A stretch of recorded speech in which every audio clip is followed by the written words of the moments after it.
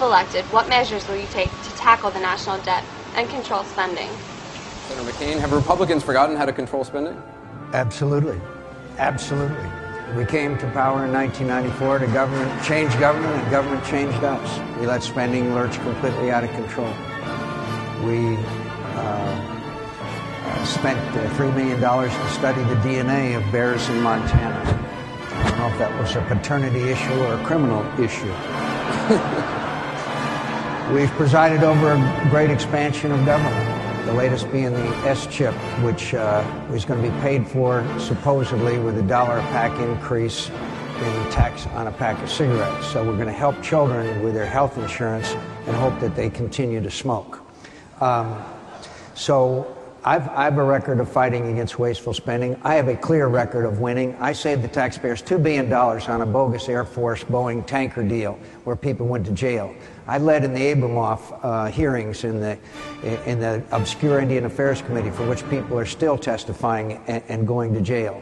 As President of the United States, I'd take an old veto pin that Ronald Reagan gave me, and I'd veto every single pork barrel bill that comes across my desk. I'd make the authors famous, and we got to stop it, and stop it now. And I can do it, and I've done it, and I've got the record, and I know how Washington works. Mayor Giuliani?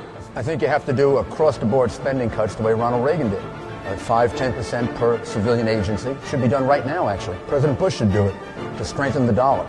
We should commit not to rehire half of the civilian employees that will retire in the next 10 years. That's 42% of the federal workforce will retire in the next 10 years. Don't rehire half of them. Use technology. One person doing the job of 2 or 3. Every business has done it. The government has to do it. And we should look at those. We should look at those programs. There are about 3% programs that OMB finds every year are failing. They should be zeroed out. 22% are found to be not able to be evaluated. They should be looked at. But we need that kind of Giuliani, what sacrifices would you ask Americans to make to lower the country's debt? And I'd like you to be specific. Well, I think the most important thing is the federal government has to restrain its spending. That's the area in which we're hurting ourselves and in which we're creating this problem, national security, economic security, however you define it. The problem is not the American people. What we should be doing is restraining the amount of money that Washington spends in a concerted way, with major reductions in civilian spending, using attrition, and returning, actually leaving more money in the pockets of the American people. The strength of America is not its central government. The strength of America are its people. Restrain the central government, give people more choice, more money to spend. We're going to see our economy booming. That's the kind of future where we can have unlimited dreams. Thank you. Congressman Paul, what sacrifices would you ask Americans to make for debt reduction? I think it's absolutely unnecessary to sacrifice. We want to give people more freedom, more chance to spend their own money. It's unnecessary. We can cut by looking at our foreign policy. We maintain an empire which we can't afford. We have 700 bases overseas. We are in 130 countries. We cut there. And then we have a better defense of this country, and the people get that money and they get to spend it here at home. There's no need to sacrifice. We need more liberty, more rights for the people to spend their own money. And in that situation, there is no sacrifice and no need for it. Would you promise to the people watching this right now that you will oppose and veto any effort to raise taxes as long as you're president? I did it as mayor. I would do it as president. I had one of the best records in the country for lowering taxes while I was mayor. I expect to have a great record as president.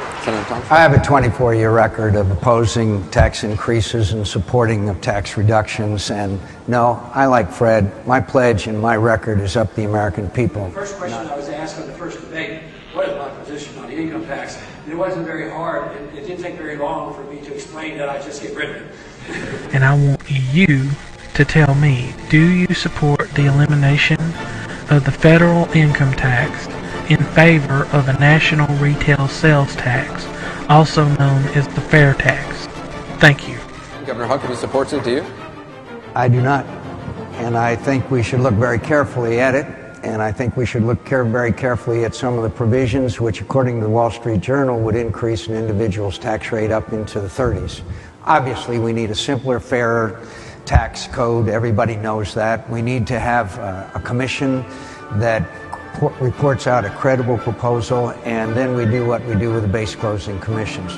Congress can't fool around. They either vote yes or no. If Congress can't fix the tax code, give me the job and I'll fix it. Now, there were a lot of supporters there, and there may be some in here that like the fair tax, as a replacement.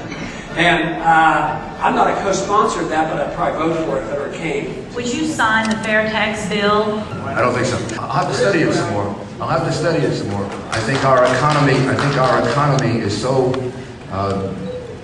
dependent on the way in which our tax system is operated that the best thing to do is to simplify that tax system.